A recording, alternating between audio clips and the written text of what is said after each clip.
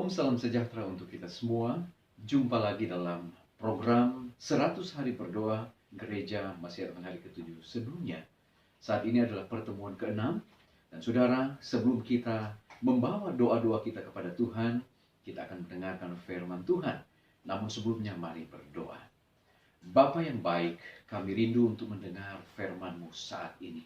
Kuasai hati dan pikiran kami dengan Roh Kudus-Mu, dan firman ini boleh menjadi berkat untuk kami.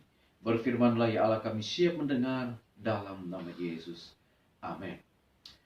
Judul pembahasan kita pada saat ini sebelum kita akan membawa doa kepada Tuhan adalah fervent effective prayer. Doa yang sungguh-sungguh atau doa yang kuat dan efektif. Saudaraku yang kekasih, di dalam Lukas pasal yang ke-18 ayat 1 hingga ayat yang ke-8 ada satu perumpamaan yang Yesus berikan, di mana dalam perumpamaan itu Yesus merindukan agar murid-muridnya selalu berdoa dengan tidak jemu-jemu. Diceritakan di dalam perikop ini ada seorang hakim yang tidak takut akan Allah dan juga ada seorang janda, di mana setiap hari seorang janda ini datang kepada hakim ini dan berkata, "Belalah aku terhadap lawanku." Beberapa waktu lamanya, hakim ini dia menolak.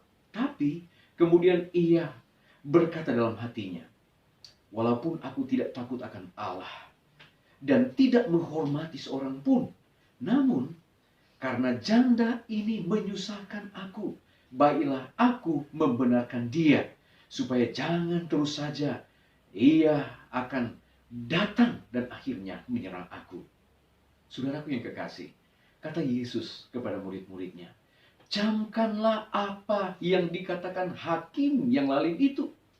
Tidakkah Allah akan membenarkan orang-orang pilihannya yang siang malam berseru kepadanya? Dan adakah ia mengulur-ulur waktu sebelum menolong mereka?" Di bagian akhir dari cerita ini, ia akan segera membenarkan mereka.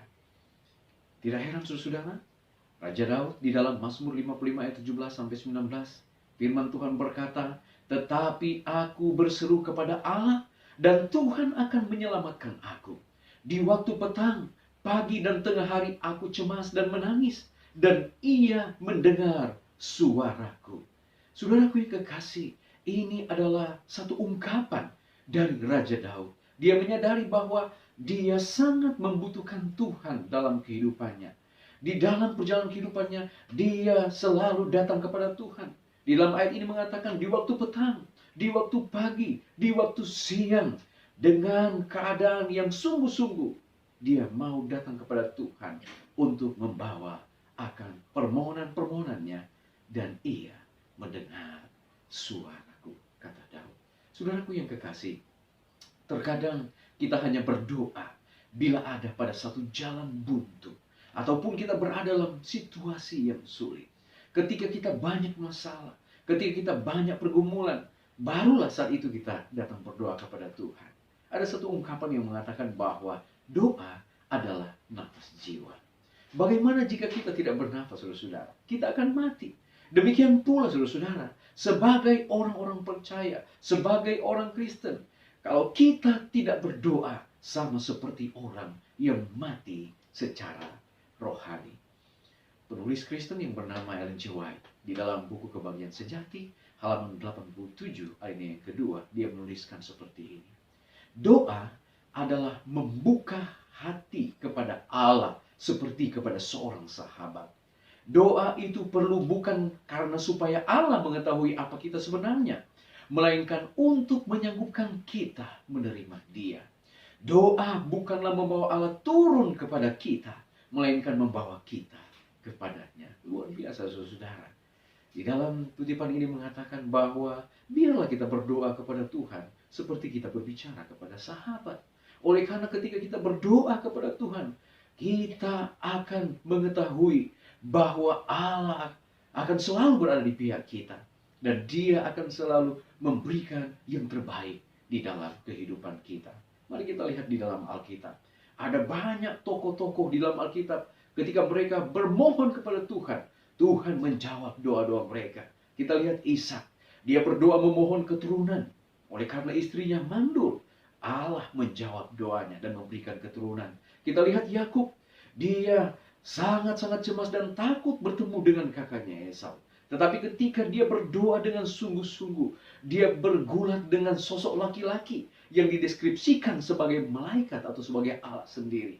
Pada akhirnya, dia mendapatkan kekuatan dan mendapat kemenangan. Simpson, dia berkata kepada Tuhan, Tuhan berilah kekuatan untuk terakhir kalinya, supaya dengan kekuatan akan kubalaskan kedua mataku kepada mereka.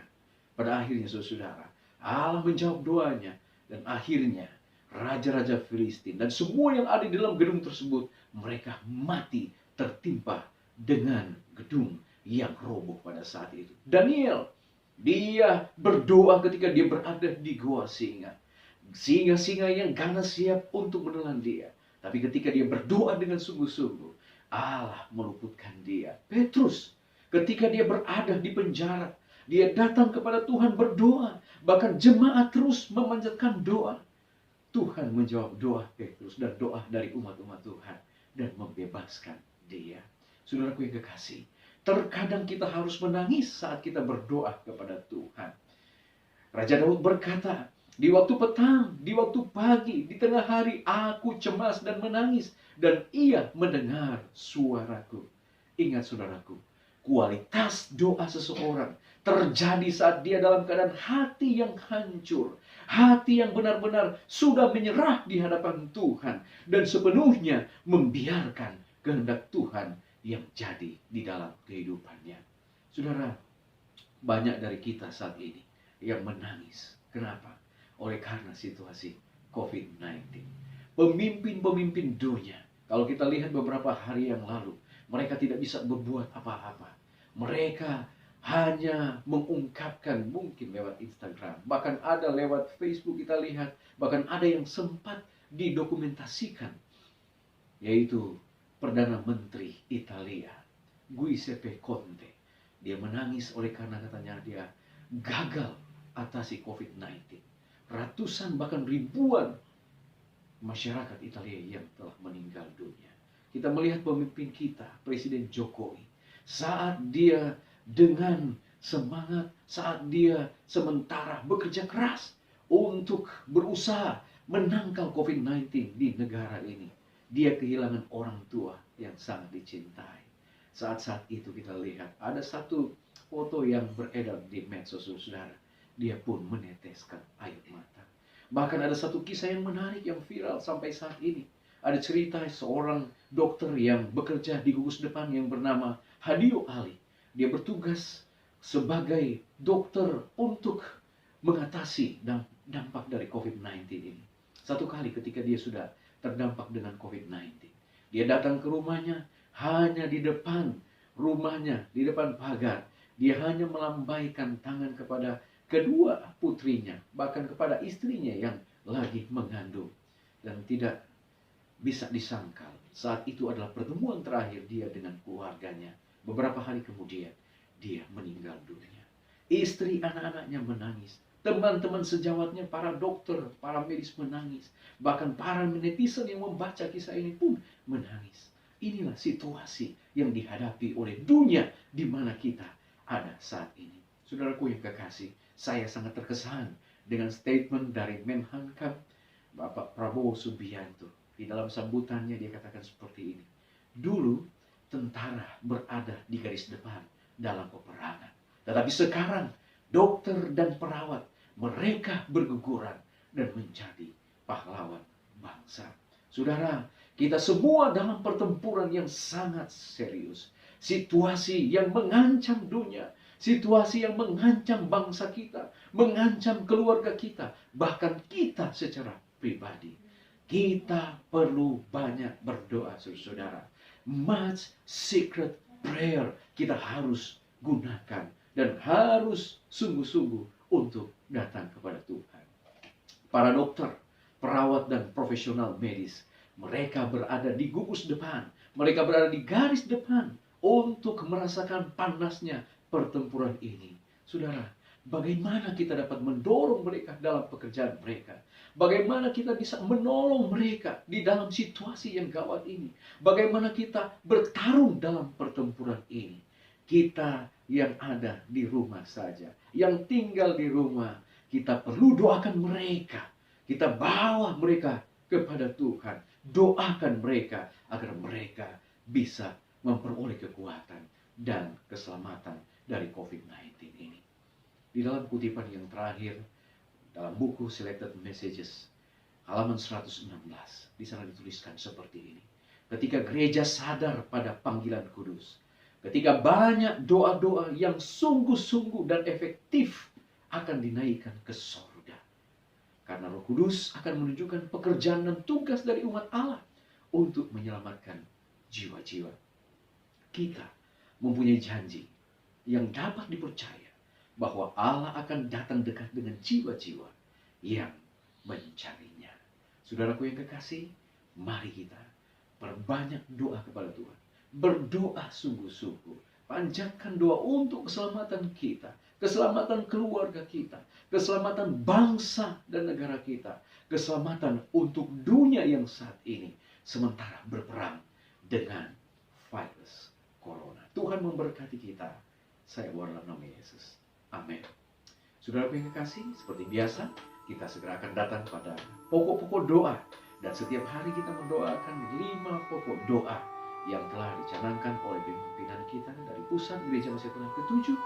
Yang pertama adalah kita berdoa untuk para orang tua, oma dan opa, para lansia, agar mereka memiliki kekuatan dan kesehatan di tengah-tengah krisis dunia sehubungan dengan COVID-19. Yang kedua, kita berdoa bagi kesehatan para pekerja medis, dokter-dokter, perawat, profesional-profesional yang bekerja di bidang medis, agar mereka boleh mendapatkan perlindungan kesehatan, keselamatan bagi jiwa mereka, bahkan pada siapa yang mereka sementara melayani saat ini. Yang ketiga, kita berdoa agar pekabaran 3 malaikat akan terus maju walaupun di beberapa bagian dunia ada beberapa acara dan program besar terjadi penundaan. Dan yang keempat, kita juga berdoa untuk inisiatif misi kita di kota-kota agar bisa benih-benih yang ditaburkan dapat dituai untuk kerajaan surga. Dan yang kelima, kita berdoa agar hikmat, kesabaran, dan kasih karunia diberikan kepada kita semua dalam menghadapi banyaknya perubahan yang terjadi saat ini. Saudara, mari kita bersatu di dalam doa. Bapa di surga, Engkau Allah yang baik. Terima kasih Tuhan untuk kesempatan yang indah pada pertemuan yang ke-6. Dalam 100 hari berdoa, kami boleh kembali mengambil waktu bersama dengan Tuhan. Kami bersyukur untuk firman yang begitu. Kami diajak untuk mengambil kesempatan, menggunakan waktu sebanyak mungkin, masih berdoa kepada Tuhan untuk situasi, berdoa kepada Tuhan untuk keluarga kami, pribadi kami, untuk organisasi kami, untuk bangsa dan negara kami, bahkan dunia yang telah ditimpa dengan COVID-19. Bapa di surga, terima kasih Bapa. Kami percaya doa dari Daud yang telah diungkapkan boleh menjadi juga satu jawaban doa bagi kami semua. Bahwa ketika kami berdoa pada petang, pagi, dan siang, kami berdoa dengan sungguh-sungguh, maka Tuhan akan menjawab dan mendengarkan doa. Bapa di surga, kami berdoa Tuhan untuk pokok-pokok doa pada saat ini. Yang pertama Tuhan, untuk orang tua kami, oma dan opa, para lansia, Tuhan berkati mereka. Biarlah kesehatan dan kekuatan Tuhan anugerahkan untuk mereka dalam situasi yang tidak menguntungkan, agar mereka boleh terbebas dari COVID-19. Kemudian Tuhan, kami mau berdoa juga untuk mereka yang berada di gugus depan dalam menjalankan tugas-tugas penyelamatan jiwa, di mana para medis, dokter, dan perawat, Tuhan kiranya akan memberkati mereka, berkati mereka dengan perlindungan Tuhan, kesehatan, kekuatan, dan biarlah mereka boleh terhindar dari virus COVID-19 ini, dan mereka ada keselamatan, dan mereka pun boleh memberikan pertolongan dan memberikan kepada para yang sudah terjangkit dengan COVID-19 pemulihan dan kesembuhan. Bapa, kami juga mau berdoa untuk pekabaran 3 malaikat yang saat ini sementara tersebar di seluruh dunia. Walaupun dalam situasi yang tidak menguntungkan ini, kami mau berdoa, biarlah ada jiwa-jiwa yang boleh dimenangkan. Dan kami juga berdoa Tuhan, untuk pekerjaan misi yang sementara dan sedang berlangsung. Tuhan tolong berkati, agar dengan demikian ya Bapa, walaupun ada di tempat-tempat tertentu, oleh karena situasi ini terhalang dengan situasi COVID-19. Tapi kami percaya ya Bapa, pekabaran-pekabaran Injil yang sementara dan sedang dijalankan itu pun boleh terus berjalan dan banyak jiwa-jiwa boleh dimenangkan. Dan Bapa di surga, kami mau berdoa, biarlah dalam situasi ini kasih dan kemurahan Tuhan, kasih karunia Tuhan akan terus bersama-sama dengan kami. Oleh karena banyak perubahan-perubahan situasi yang terjadi, biarlah kami tetap teguh dan semakin kuat, semakin setia kepada Tuhan. Bapa di surga, berkat Tuhan akan terus diberikan bagi kami, diberikan bagi bangsa dan negara kami, diberikan kepada pemerintah, mereka yang bekerja di masa depan untuk situasi COVID-19 ini. Biarlah mereka akan terus diberikan hikmat, diberikan kebijaksanaan, dan kami berdoa agar secepatnya COVID-19 virus corona akan berakhir dan Tuhan akan memberikan keselamatan bagi kami, dan Tuhan segera datang. Kami juga akan menikmati kehidupan kekal dalam kerajaan surga selamanya. Terpujilah Engkau ya Allah, dengarlah doa kami, ampuni dosa dan kesalahan kami. Doa ini kami bawa di dalam nama Yesus yang menjadi Tuhan dan Juru Selamat kami. Amin. Acara kita telah berakhir sampai di sini. Sampai jumpa pada pertemuan selanjutnya. Tuhan memberkati.